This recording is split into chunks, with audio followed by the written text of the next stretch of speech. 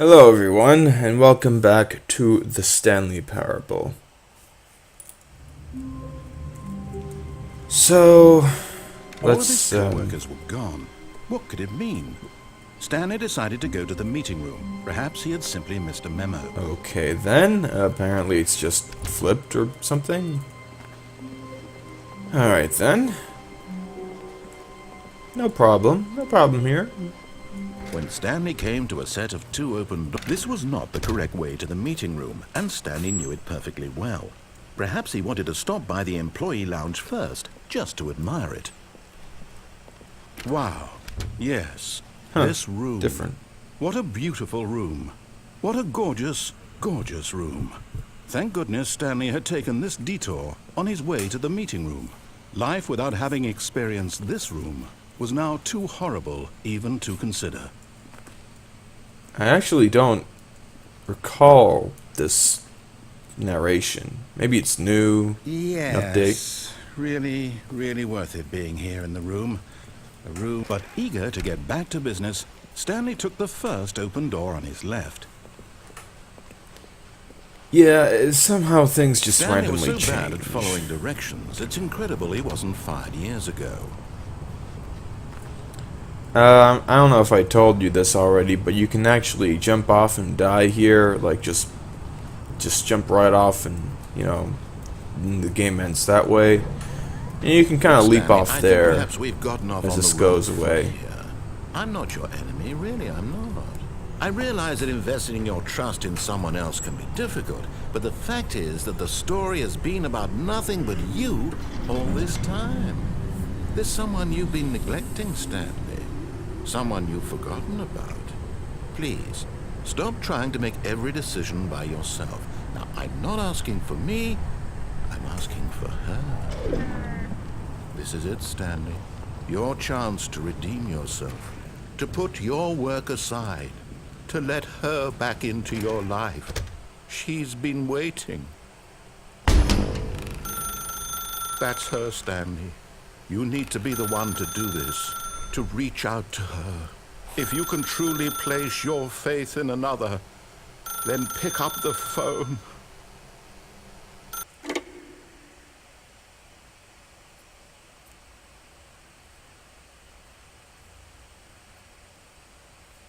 Oh, Stanley, is that you?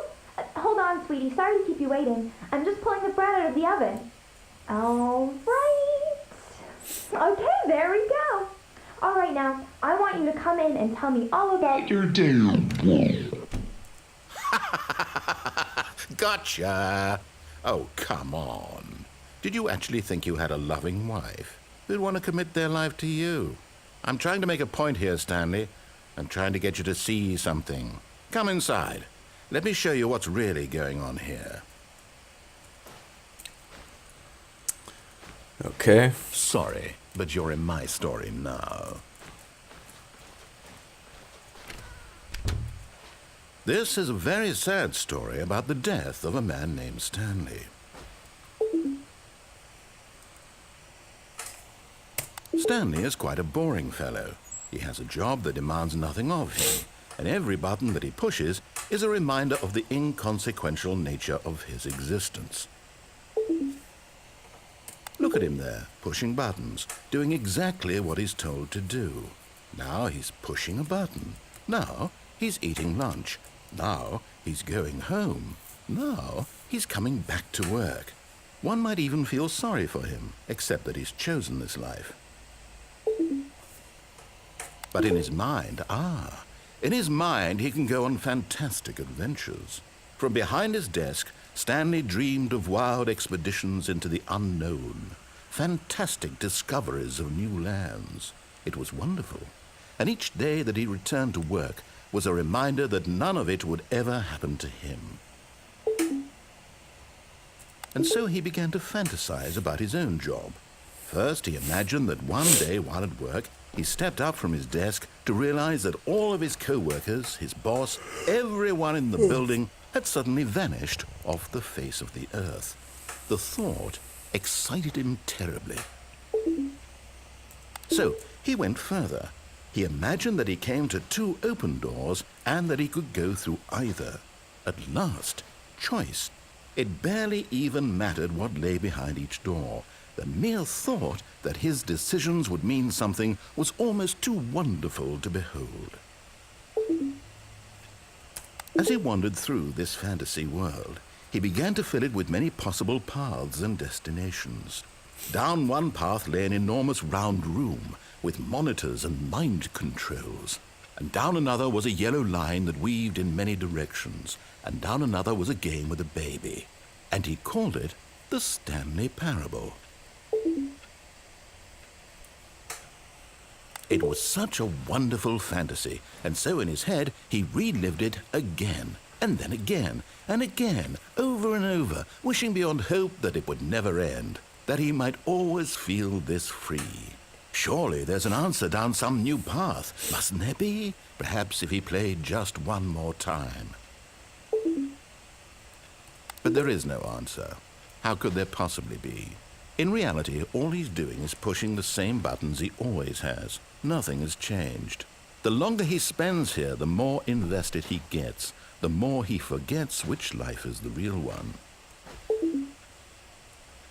And I'm trying to tell him this, that in this world he can never be anything but an observer, that as long as he remains here, he's slowly killing himself.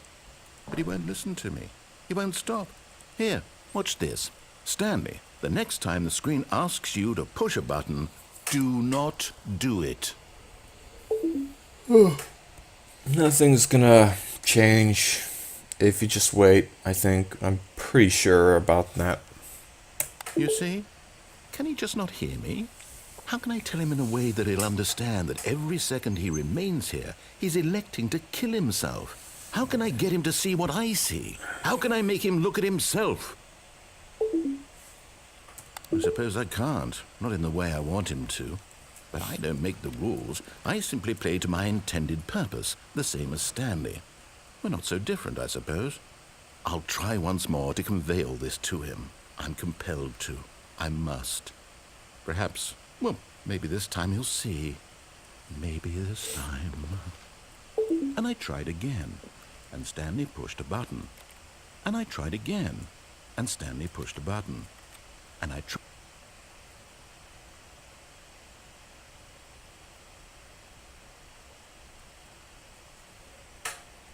Okay.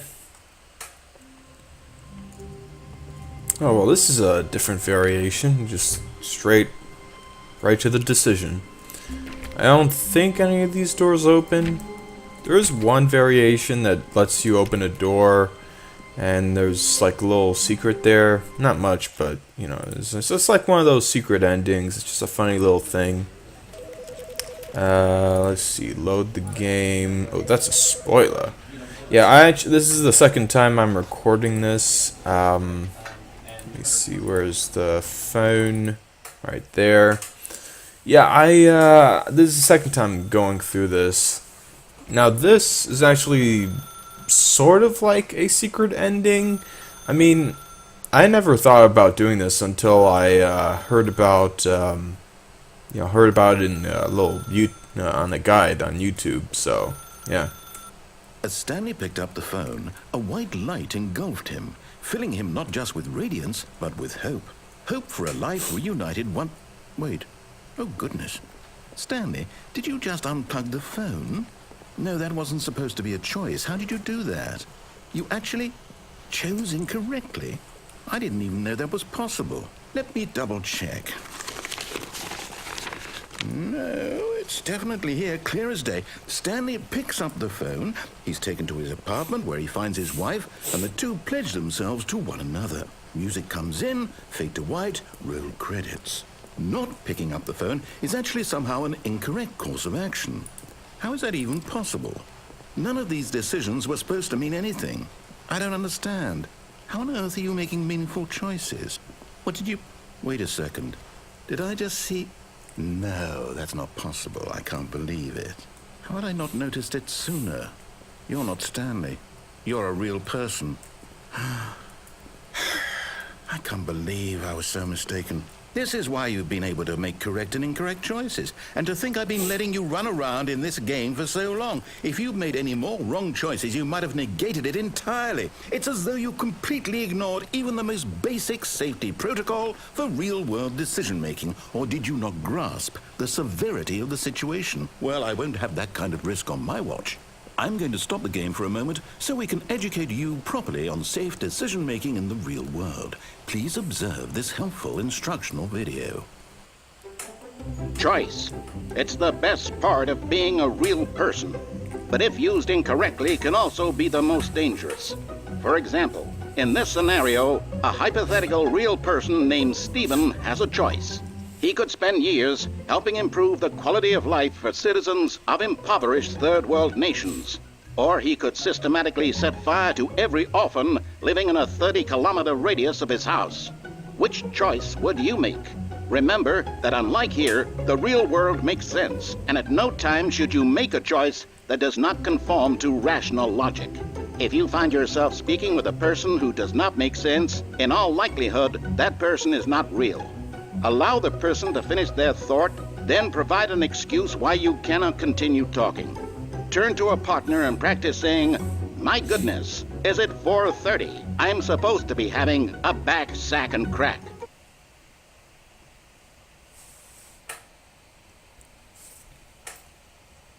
Excellent. Making choices on a regular basis is the best part to a healthy decision-making process. Most medical professionals recommend making at least 8 choices per day. Do you make more than 8? Less? And finally, if you begin to wonder if your choices are actually meaningful and whether you'll ever make a significant contribution to the world, just remember that in the vast infiniteness of space, your thoughts and problems are materially insignificant, and the feeling should subside. At this time, your instructor will guide you in an exercise to test and reinforce the material covered in this video. Welcome back.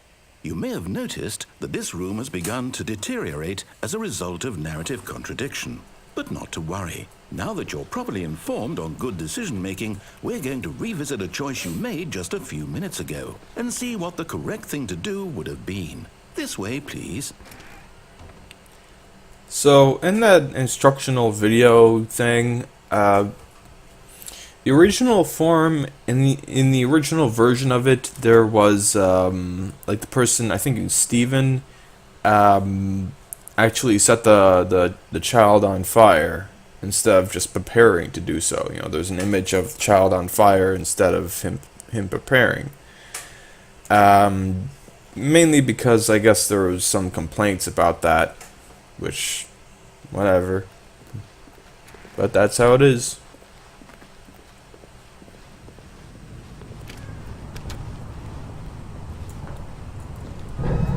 Now that we know your choices are meaningful, we can't have you jumping off the platform and dying. Imagine the main character dying senselessly halfway through the story. That story would make no sense at all. We just need to get you home as soon as possible before the narrative contradiction gets any worse. Unfortunately, it seems this place is not well equipped to deal with reality.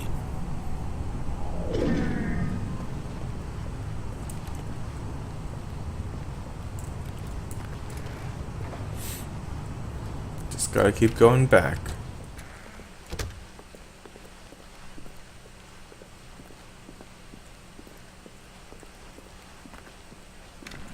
Almost there. You'll take the door on the left, back to the correct ending, the story will have resolution once again, and you'll be home free in the real world.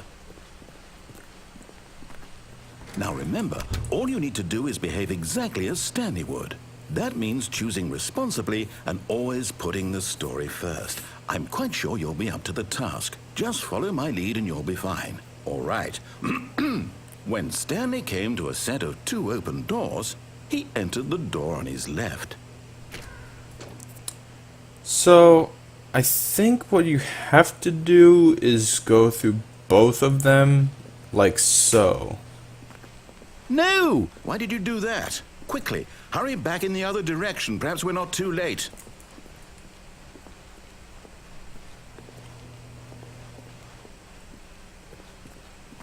Because, like, this kind of, for some reason, if you go to the left, it just loops, I guess. Oh, it's ruined. I can't believe, after everything we talked about, that my story, you've destroyed my work. Why? For what?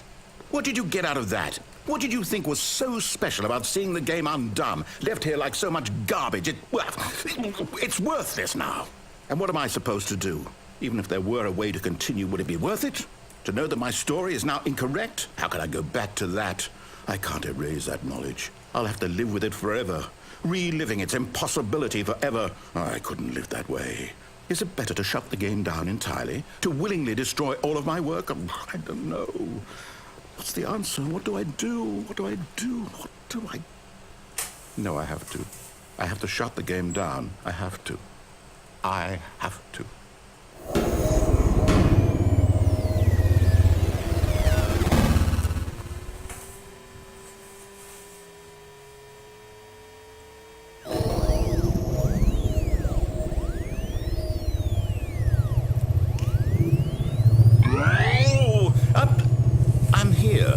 I'm still here in this pile of rubbish, with you who thought you were so clever. Now look where we are. My entire game is destroyed. It was the only thing in the world that was mine, and you've run it into the ground. What, did you think that would be funny? You just had to see? Didn't I impress upon you how important it was to be like Stanley? He actually knows how to do what I tell him to. He understands that if I say to do something, there's a damn good reason for it. That thought hadn't even occurred to you, had it? That there's a world outside of you? You're a child. Oh, my story. If you'd just gone through the door on the left, you would have seen it. There was a whole underground facility. You would have destroyed it and been victorious. It would have been so perfect. I worked so hard on it. I tried so hard. Behave exactly as Stanley would. That means choosing responsibly and always putting the story first. I'm quite sure you'll be up to the task. Just follow my lead and you'll be fine. All right. When Stanley came to a set of 2 open doors, he entered the door on his left. Alright, time to finally follow orders, I guess. Yet there was not a single person here either. Feeling a wave of disbelief, Stanley decided to go up to his boss's office, hoping he might find an answer there. You might think that this is exactly the same as usual, but can't go into the broom closet. Can't go down to the garage. Stanley walked upstairs to his boss's office.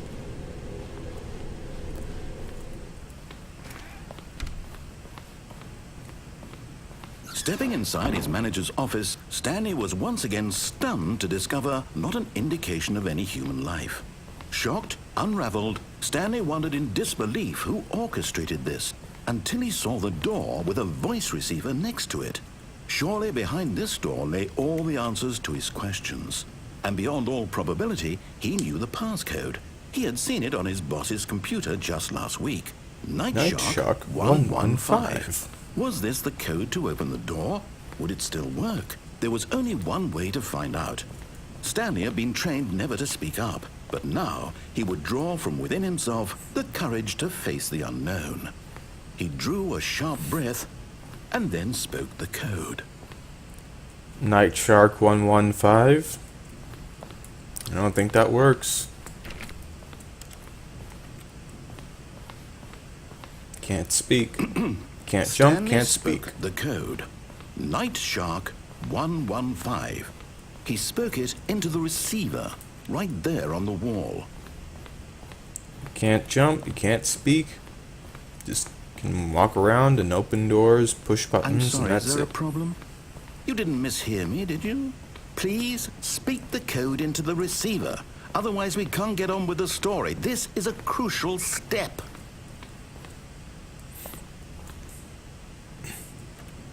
Okay, fine, you're not going to do it, but you know what? It's pretty humiliating to bring you this far, only for you to suddenly decide you have better things to do. I asked you for this one single thing, for your respect. The kind of respect Stanley shows for his choices. He knows what it means to take a story seriously. If you didn't want to see what I had to show you, then why did you come here? You had a choice, you know. You could have gone through the door on the right. You could have done whatever the hell you wanted over there. Why did you come this way? Speak. Say something to me. Explain yourself, you coward. When Stanley came to a set of 2 open doors, he entered the door on his left. Stanley? Hello? Are you... Is everything okay? Stanley, please. I need you to make a choice. I need you to walk through the door. Are you listening to me? Can you hear me? Is everything all right? Stanley, this is important. The story needs you. It needs you to make a decision. It cannot exist without you. Do you understand me? Whatever choice you make is just fine. They're both correct. You cannot be wrong here. We can work together. I'll accept whatever you do. I simply need you to take that step forward, please. Choose. Do something. Anything. This is more important than you can ever know. I need this. The story needs it. So, you hear me? Are you there? Are you listening to this? Stanley, are you there? Okay. It's okay, I can wait. You need time to decide. Time to make sure your choice is correct. That is the best choice. That's all right. I'll wait for you to decide what's the right thing to do. Take as much time as you need.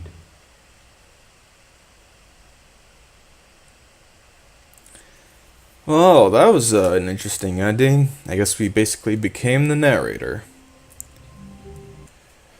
Next time, I believe, is one last non-secret ending. You know, I mean, that one is kind of like you have to think outside the box to get that one, but it pretty much is a real ending. You know, you got the credits there and everything. So next time is a pretty proper last ending. So, goodbye.